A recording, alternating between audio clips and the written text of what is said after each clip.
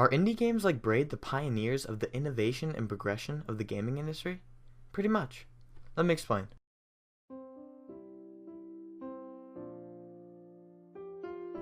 I recently watched Indie Game the Movie and was really impressed by the game developers that were showcased. Small teams of 2 or 3 people poured ridiculous amounts of time and effort into creating games that turned out to compete with and even surpass blockbuster titles released in the same year, and went beyond the expectations of consumers.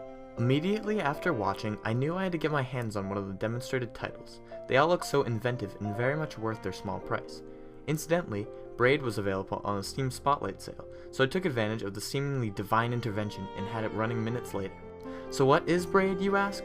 Braid is an indie game developed by Jonathan Blow of Number None Incorporated and released in 2008 on Xbox Live Arcade. The player is given control of Tim, a man trying to reunite with a princess with whom he shares an undefined relationship. Tim can run, jump on enemies, and climb ladders to higher destinations. Kinda sounds like a Mario game, doesn't it? I mean, there are even Goomba-like enemies to jump on, and carnivorous plants popping up out of green pipes. But Braid is more of a puzzle game than a platformer. The player must solve various problems to collect puzzle pieces and complete puzzles that show fragments of Tim's past. And let me tell you now, these are some really tricky and inventive puzzles. So Braid still doesn't have you hooked? I guess you're right, there isn't anything special about this puzzle platformer game. Except there is. Tim has the ability to manipulate time, as in complete control.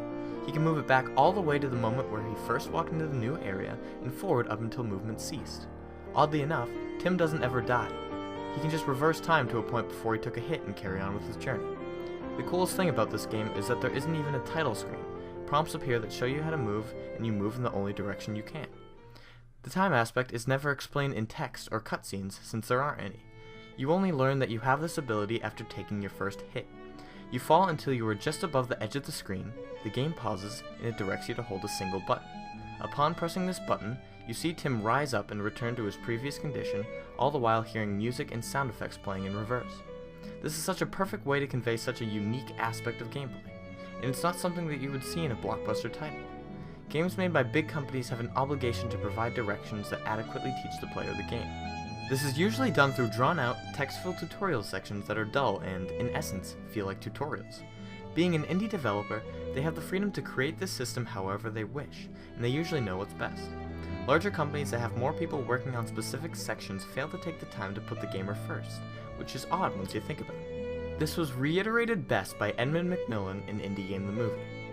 Every level in the first chapter needs to have some example forcing the player to do something in order to beat the level that they will need further in the game. Usually in games it would say something like, hold run to jump far. Most people will just skip the text and they'll forget. I like to think of this as old school teaching. Older games never held the hand of the gamer, they let them figure things out on their own. Nowadays, gigantic objective markers lead players from place to place and do little to promote self-sufficiency. This just doesn't happen in indie games. It's a really minor detail, but the thing about indie games is that the minor details are what they get so right time and time again. This is where we get into my main argument. So how are indie developers the pioneers of gaming? Well, there's a lot to mention, and we'll start with passion. Watching Indie Game the Movie really gave me some insight in this aspect. It's most evident in Phil Fish's response after being asked about Fez. It's not just a game.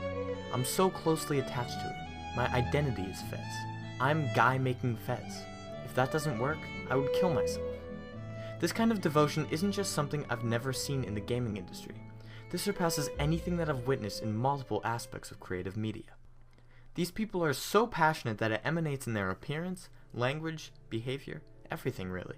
And just from those aspects can one see into the intense struggles of developing, promoting, and producing an independent game. These people have devoted their lives to these games, which really forces them to make sure that it is made with the utmost attention to detail. You are much less likely to experience a glitch, bug, or even annoying mechanic, because it could mean the end of a developer's career. In a way, they are showing the rest of the gaming industry how it's done, to a point where it may influence larger companies. They can't be one-upped in quality by a couple of amateurs, right? One of the most common patterns that I've seen looking into various independent games is that they all have some kind of defining factor, or new idea.